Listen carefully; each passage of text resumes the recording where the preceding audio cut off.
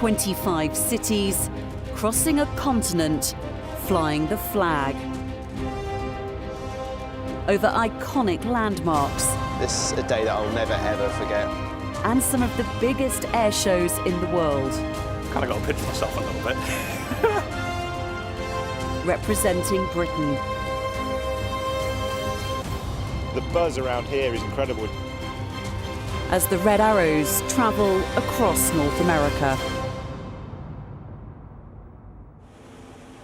The Red Arrows have been in North America for 7 weeks. 12 Hawk jets and 106 personnel are on tour. As they fly into Seattle, past the city's iconic Space Needle, it's the team's first ever visit to the city.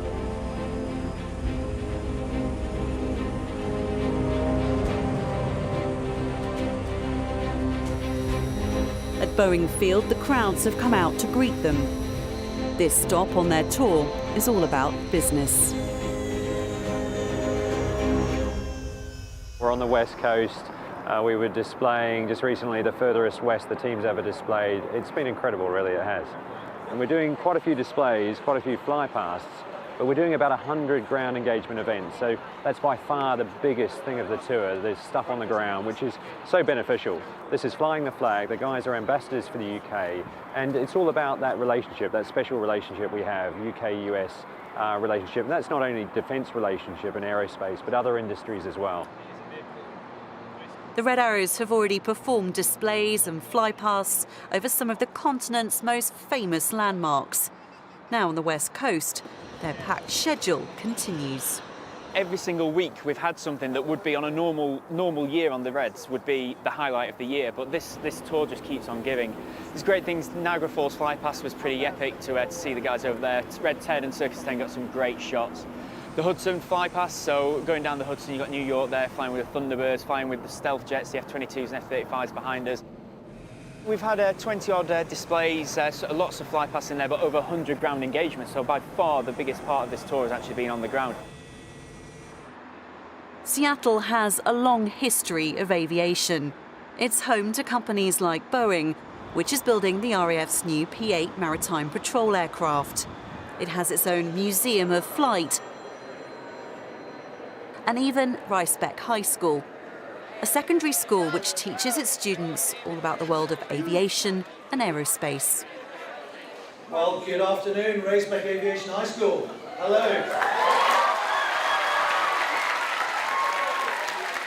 One of the tour's main aims is to help promote science, technology, engineering and maths, and to show off the opportunities available. There's plenty of questions, and everyone is keen to see the jets up close. It's just been like a whirlwind, literally since we landed at lunchtime. We did a little bit of a meet and greet here at the museum, which was impromptu. It's just that there were so many people here, so we had to get going. And then we went to Ricebeck Aviation High School. Actually, the interaction is more special than flying. The passion over here for the armed forces and demonstration flying is nothing I've seen before. The Red Arrows are only in Seattle for 24 hours. No sooner have the students left than defence, aviation and industry representatives start to arrive. Last year, trade and investment between the UK, Canada and the US totalled more than $260 billion, and this tour hopes to help build on that. For the team, it's another busy night.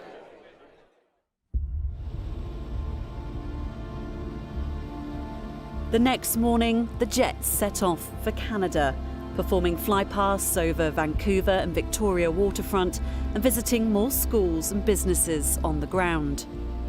Further south in the United States, the rest of the team's engineers and support staff, known as the Blues, are preparing for the jet's arrival at one of the most iconic air bases in North America, at the Californian Strike Fighter Base made famous in the film Top Gun. Marine Corps Air Station, Miramar. This station is home to the 3rd Marine Aircraft Wing. Its yearly air show attracts 300,000 visitors. For 2019, the Red Arrows are their special guests. There's a buzz of excitement as the jets mark their arrival in style.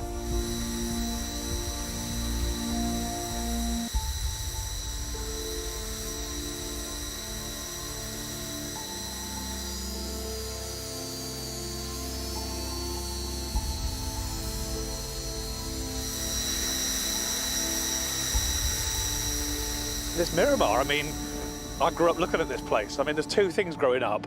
One's clearly the film and this place, and the second is watching the Red Arrows. So to put the two together and be here, yeah, I kind of got to pinch myself a little bit. I have never been here. I've been to LA once before and flew over San Clemente, but to come here to Miramar, you know, the home of such an iconic film and probably the one that got most of the guys and girls interested in the military. And here we are for what is going to be an amazing weekend. The Red Arrows are now some 6,000 miles away from home on the penultimate leg of their tour along the west coast of the United States. And no trip to California would be complete without a stop here in San Diego, the home of Top Gun and the location for one of their biggest military air shows of the tour so far. The Red Arrows can expect a packed crowd over the weekend, but the team have arrived a pilot short. Just before leaving Canada, Red 2 Flight Lieutenant Damo Green had to fly home for the birth of his daughter. And the show must go on without him. The team will be under pressure to make their display work with a missing jet. As the pilots debrief, the team's engineers jump into action. Each aircraft needs to be moved into position. A landing light needs replacing, and each jet needs to be serviced, ready for their display. As the sun goes down, the Blues have a long evening ahead.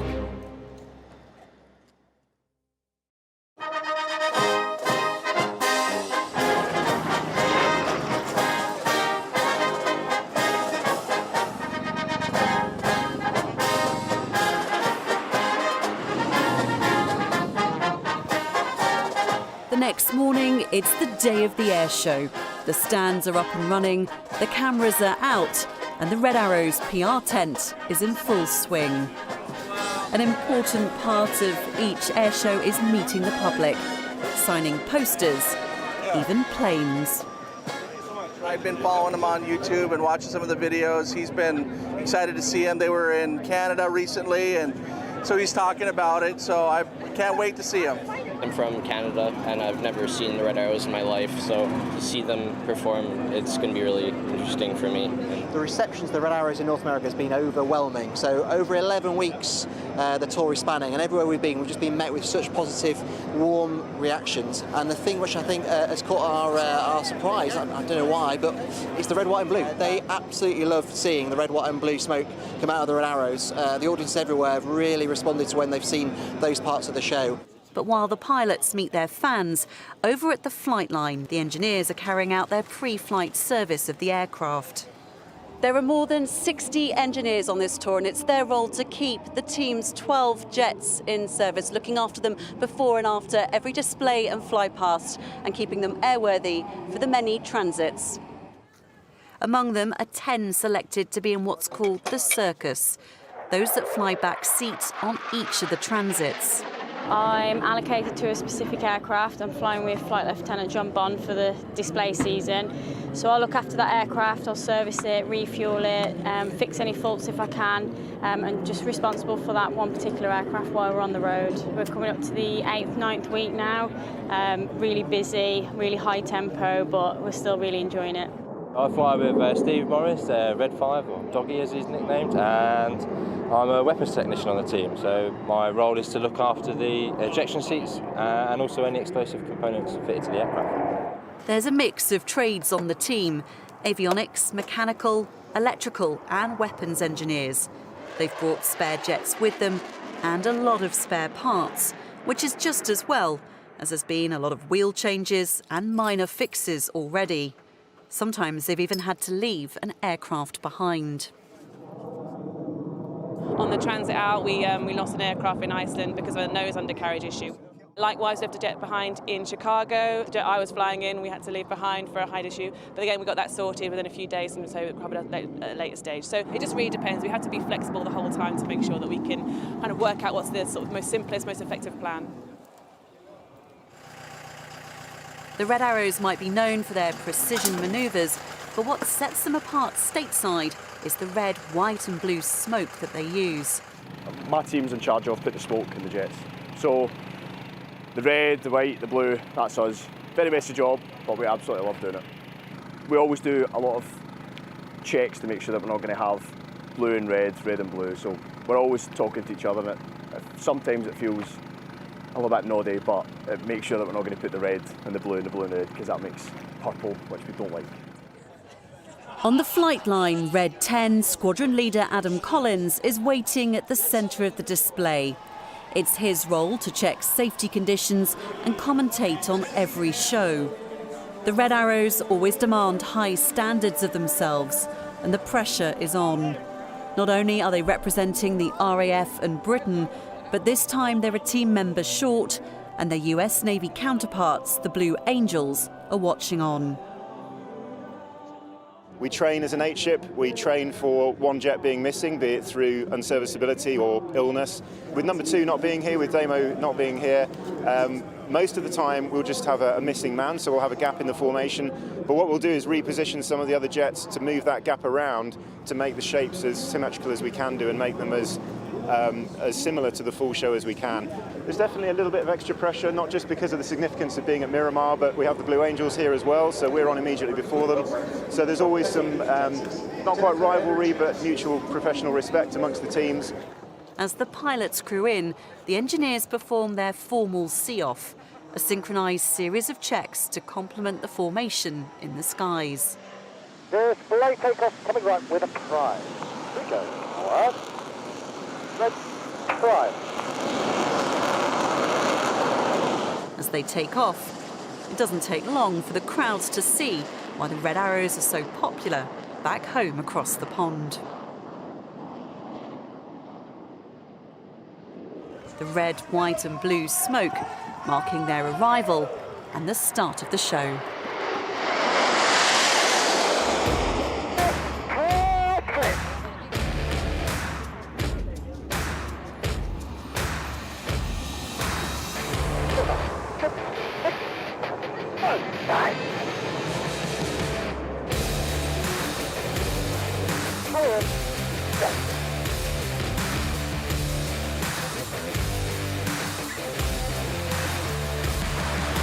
A missing jet and low cloud meant for a tricky start.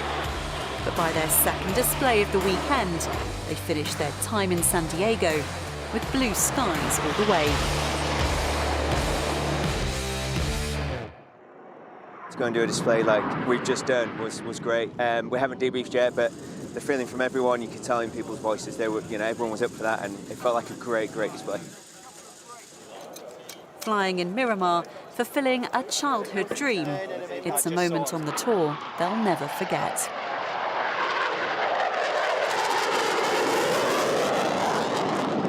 With their displays in San Diego complete, the Red Arrows now just have one show left on their tour.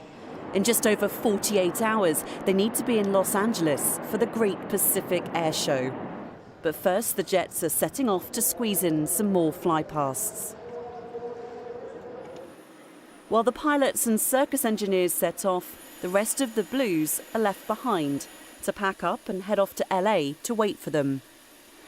The team are using an A400M Atlas from RAF Bryce Norton to make sure personnel and supplies can get around. My crew came out here and we started in Vancouver, came down to Miramar to run static at the air show here.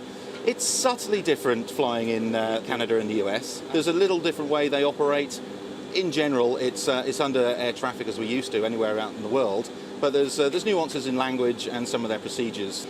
For the new guys, well worth doing the training to come out here. Well, the Red Arrows Hawk jet set off earlier this morning to San Francisco for flypast. The Atlas behind me is now about to set off for Los Angeles to meet the team for the next stop on a very busy tour. In the UK, supplies can travel by road, but overseas the team must be self-sufficient and carry everything they'll need. Passengers, dye barrels, spare parts and luggage are all loaded in. Sometimes it takes more than one trip. There's 2 of us on this aircraft for this job because of the amount of passengers that we've got. We're moving approximately 50 passengers at a time and about 22 tonnes of freight. So we have to do that in 2 hops to get to our location, just purely with the size of volume of the freight that we're carrying. Just as the Red Arrows carry out repairs on the road, the A400M also must be maintained, whether that's fixing tyres on location or having to face even bigger concerns. Yesterday we were out in front of the crowd changing some wheels, carrying out our maintenance. The hardest thing we've had to do is we've had 2 instances of birds hitting the aircraft on approach, which causes some work for us. But it was down in Portland, I think they were, and there was just final approach into the airport. They hit 11 birds. 1 went down the engine and 1 hit the prop, which required inspections after that. While the engineers need to be ready wherever the jets go, the team's photographers also need to keep up. It's their task to film every flypast and every display. There's always something that needs photographing or videoing, something needs going on social media, a post needs going out. The imagery has been used back home in most newspapers quite a lot. Obviously, over the social media channels that the Red Arrows have got, we've been getting millions of hits. As an RA photographer, I've had many varied roles throughout my 15 years. I personally think that being the Red Arrows photographer is probably the best one that the trade have got, and you're just a huge ambassador for the trade, an ambassador for the RAF, and yeah, you can't get anything better really. With one photographer in the back of Red 10's jet, footage can be captured and shared around the world. During the flight to Los Angeles, the photographers have a special tasking. Over the Mojave Desert, the jets are joined by Virgin Orbit's Cosmic Girl, an aircraft which hopes to send satellites into space. 200 miles away at Long Beach in LA, the PR team are waiting for the footage at a special reception on board the Queen Mary liner. The Red Arrows' arrival and their fly past time to coincide with an announcement that an RAF pilot is set to join the company's small satellite launch program. It's news that's celebrated as the Red Arrows arrive in Tinseltown, trailing their red, white and blue smoke across Hollywood and Huntington Beach. Before the pilots arrive at the reception, after 2 months on tour, this is their final stop. Today was just brilliant. To start off doing a fly past with the 747 and having a look around, where it's just been incredible. And then to go and fly past the Hollywood sign, and then to come over here with Queen Mary, and then to go and obviously do another fly past down at Huntington Beach. It's a day that I'll never ever forget.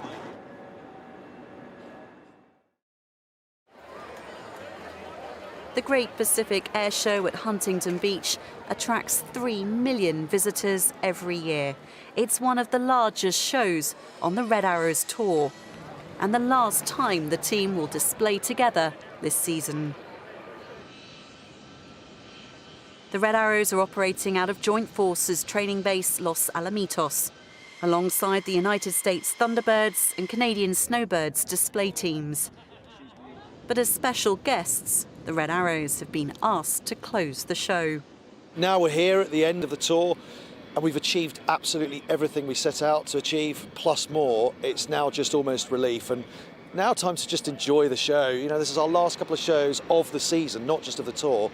Blue skies, light winds, gorgeous water, and a beach that's going to be packed. It just couldn't be set for a more perfect finish. By the evening, word has spread that the Red Arrows are in town. And there's good news. A couple of days ago when we were in Vancouver, my wife gave me a call and said pretty much the baby is coming. Got back to the UK, made it with 30 minutes to spare for the baby. So I've got a little baby girl called Etta, I'm now a dad. So I've got 6 or 7 days in the UK. Had a night at home and it's like, I'll come out, I want to come out, I want to finish this. With the Red Arrows, we don't fly as an 8 ship, we fly as a 9. On the day of the air show, there's plenty of excitement, but the mood is also bittersweet. 3 team members will be leaving after the tour, and this will be their last time displaying in the Red Arrows. There is that tinge of sadness that I'm trying to suppress because this is my last display weekends. You know, I've had 3 incredible seasons, and that's what I'm looking back on, how great it's been. You know, the first year I joined, 6 weeks in the Middle East, amazing. Second season, the 100th anniversary of the Royal Air Force, 100 aircraft fly past over Buckingham Palace. And then my third year, you know, an 11-week tour North America, which finishes here at Huntington Beach, California. I mean, if I could have written it and asked for it, people would have laughed at me and told me to go away. So I'm just so grateful that it's happened. As the engineers get to work, on the beach, the crowds are building. The team have a big audience to impress, and everyone wants their last display to be a success.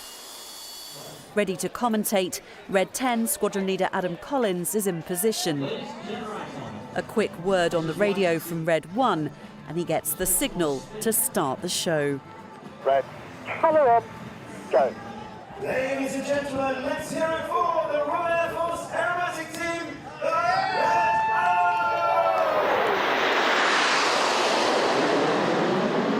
Shut up. Go! With clear blue skies, the team are able to perform their full high-level display routine and their most dramatic manoeuvres.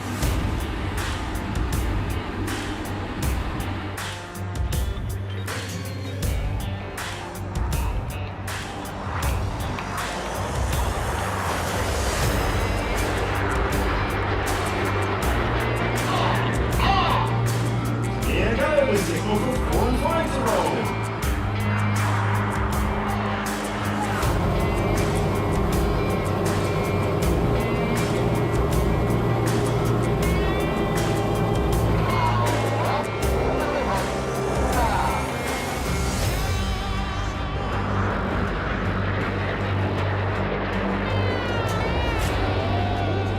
An amazing display.